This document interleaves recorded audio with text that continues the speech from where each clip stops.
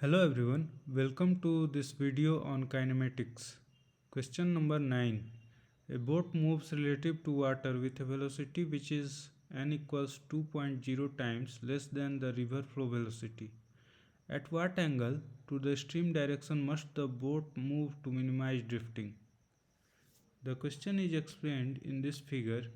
The river is flowing with velocity Vf and it is asked that the value of angle theta at which the boat should be projected so that the drifting will be minimum. So let the boat project itself at angle theta to the flow direction as shown in the figure. Let the velocity of a stream is Vf. The velocity of boat relative to water will be Vf divided by n at angle theta. The resultant velocity of boat will be equal to Vf minus Vf divided by n sin theta minus pi by 2 I cap plus Vf divided by n cos theta minus pi by 2 j cap. On simplification, we can write this as Vf inside bracket 1 minus 1 by n sin alpha I cap plus 1 by n cos alpha j cap, where the angle alpha is theta minus pi by 2. The time to cross the river of constant width d is evaluated as d divided by the velocity Vf divided by n cos alpha, which is the component across the river flow velocity. The drift can be obtained by multiplying the velocity component along the river flow multiplied by the time taken.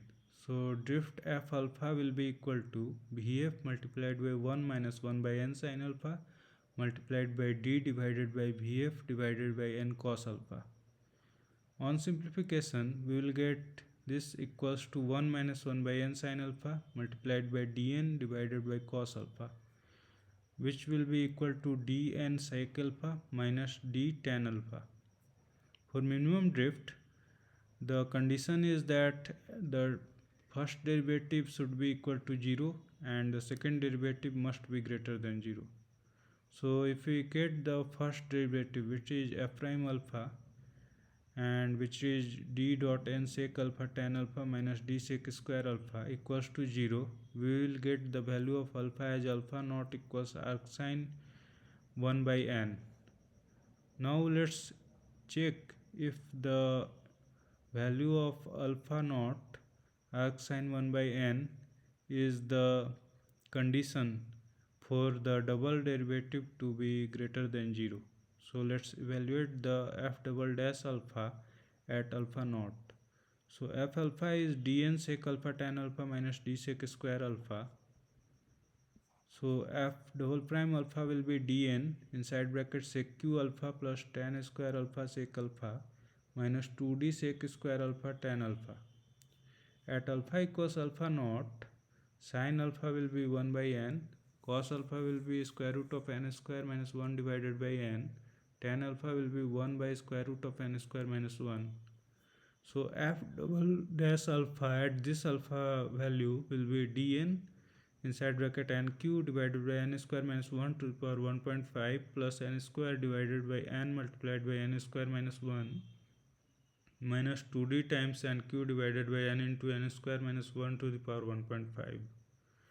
So the value of n given in the problem is 2. If we put this value of n, we will get f double dash alpha equals 2d times 8 divided by 3 to the power 1.5 plus 4 divided by 6 minus 2d times 4 divided by 3 to the power 1.5. On simplification, we get the value 2d multiplied by 4 divided by 3 to the power 1.5 plus 0.66. This value is greater than 0 because the width d is always greater than 0 and the expression inside the bracket is always greater than 0. So we conclude that the value alpha equals to alpha naught corresponds to minimum drift condition. And for minimum drift, we get the answer alpha equals arc sine 1 by n and alpha equals theta minus pi by 2. So the value of theta which is asked in the question will be pi by 2 plus arc sine 1 by n If we put the value of n which is given in the problem as 2, we will get theta equals pi by 2 plus arc sine 1 by 2, which will be equal to pi by 2 plus 30 degree, and which will be equal to 120 degree. Thank you for watching this video.